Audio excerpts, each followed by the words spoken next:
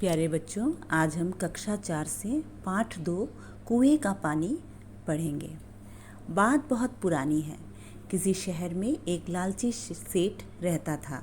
उसका एक कुआं था। एक दिन उसने वह कुआं एक सीधे सादे ब्राह्मण को बेच दिया। दूसरे दिन जब ब्राह्मण उस कुएं से पानी भरने के लिए पहुंचा तो सेठ ने कहा, तुम इस कुएं से पानी नहीं भर सकते। ब्राह्मण हैरानी से, श्रीमान, कल ही तो यह कुआं मैंने आपसे खरीदा था। तो इसमें क्या होता है, ये जो सेठ होता है वो एक शहर में रहता था और वो बहुत ही लालची था।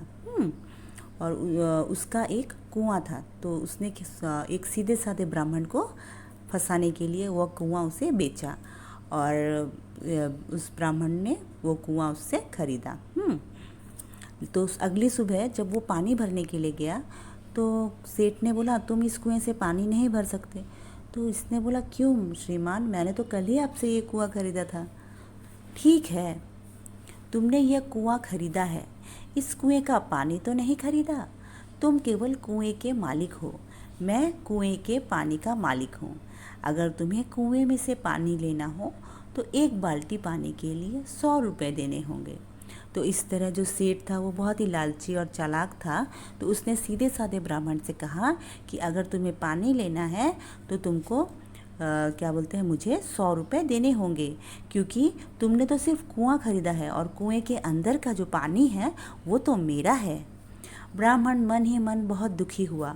वह सीधा राजा के पास पहुंचा और न्याय की भीख मांगने लगा। राजा ने सारी बातें सुनने के बाद सेठ को बुलाया और पूछा।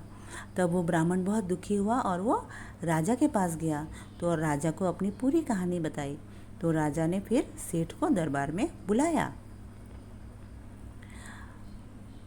तो राजा बोलते हैं, अब उस कुएं का मालिक कौन है? महाराज, तो सेठ बोलता है, महाराज, उस कुएं का मालिक तो ब्राह्मण है, लेकिन उस कुएं के पानी का मालिक मैं हूँ। सेठ बोलता है कि कुएं का तो मालिक ब्राह्मण है, लेकिन उसके अंदर का जो पानी है वो मेरा है। राजा सेठ की चालाकी समझ गया। उसने पूछा, वो कुआं तो ब्राह्मण का है ना? और उस कुएं का पानी आपका है? तो राजा समझ गया ये तो बहुत ही चालाक है। अच्छा, ये चालाकी से ब्राह्मण को फंसा रहा है।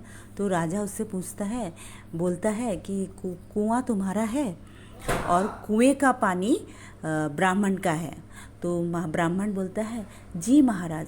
वो भी बोलता है, जी महाराज, ब्राह्मण के कुएं में अपने अपना पानी क्यों रखा हुआ है? आप अपना पानी वहाँ से निकाल ले।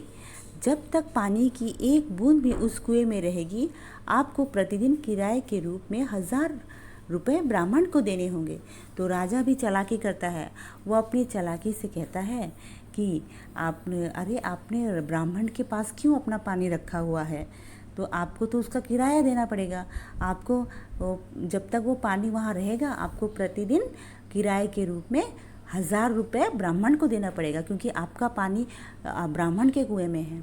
राजा का फैसला सुनकर सेठ एकदम हक्का बक्का रह गया। जब राजा का ऐसा फैसला सुना तो सेठ एकदम हक्का बक्का मतलब एकदम हैरान हो गया। वो राजा के चरणों में गिरकर माफ़ी मांगने लगा। मुझे क्षमा कर दीजिए महाराज, आपने मेरी आंखें खोल दी। वो राजा से कहता है कि मुझे क्षमा कर दे, आपने मेरी आंखें खोल दी, मतलब अब मुझे होश में आ गया हूँ मैं। इस बार तो तुम्हें क्षमा करता हूँ, किंतु फिर कभी किसी को इस तरह कष्ट पहुँचाया तो मैं कारागृह में डलवा दूंगा। तो राजा कहता है, ठीक है, इस बार मैं तुम्हें माफ़ करता हूँ, लेकिन अगर अगली बार तुमने इस तरह की कोई गलती की तो मैं तुमको जेल में डाल दूँगा। तो इस प्रकार से है कि जो चालाकी करता है वो एक ना एक दिन अपने ही जाल में फंस जाता है।